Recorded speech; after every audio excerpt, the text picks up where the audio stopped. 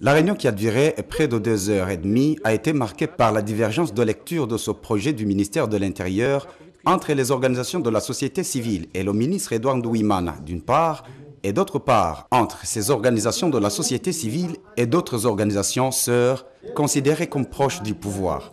Déjà, à regarder comment les représentants de ces organisations de la société civile s'étaient rangés dans la salle, on pouvait facilement sentir la division entre les différentes organisations de la société civile. Ceux qui sont considérés comme pro-pouvoir, comme PISC par exemple, étaient de leur côté et les autres considérés comme pro-opposition burundaise de l'autre. C'est notamment l'OAG, la PRODH, le FOS, la CAT et l'OPDE. C'est Edouard Nduwimana qui a ouvert les débats par cette annonce. La bonne gouvernance, ce n'est pas au gouvernement seulement ou au ministère de l'Intérieur. La bonne gouvernance, c'est dans nos familles et dans nos associations. Ça doit être partout. Le FOS de demander la parole le premier. La bonne gouvernance, oui, mais pas l'ingérence. Que vous souhaitiez qu'il y ait bonne gouvernance dans ma famille, c'est bien. Mais si c'est pour venir chez moi pour contrôler comment j'ai utilisé mon argent, je vous demande de vérifier d'abord si vous avez ce pouvoir. Même son de cloche au sein de l'OAG qui jure de nos produits de rapports financiers que pour ces bailleurs de fonds et non pour d'autres qui ne lui ont rien donné financièrement. Ne venez pas me demander comment j'ai utilisé l'argent que j'ai obtenu de Movib. Et je ne vous le dirai jamais. Vous m'avez donné aucun franc. Comment voulez-vous en savoir?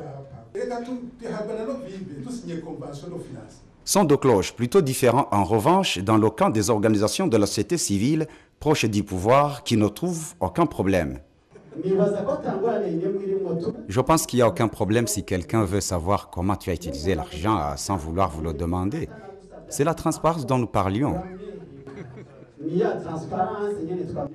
Même si ces organisations de la société civile semblent fermes à leur position de ne pas fournir de rapports financiers comme le veut Edouard Nduwimana, celui-ci est déterminé à les obtenir bon gré, mal gré.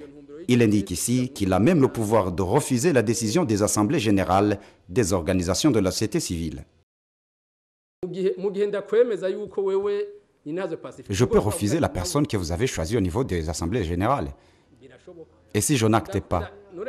Écoutez, à quoi sert la prise d'acte? C'est justement à ce désordre que nous voulons mettre un terme.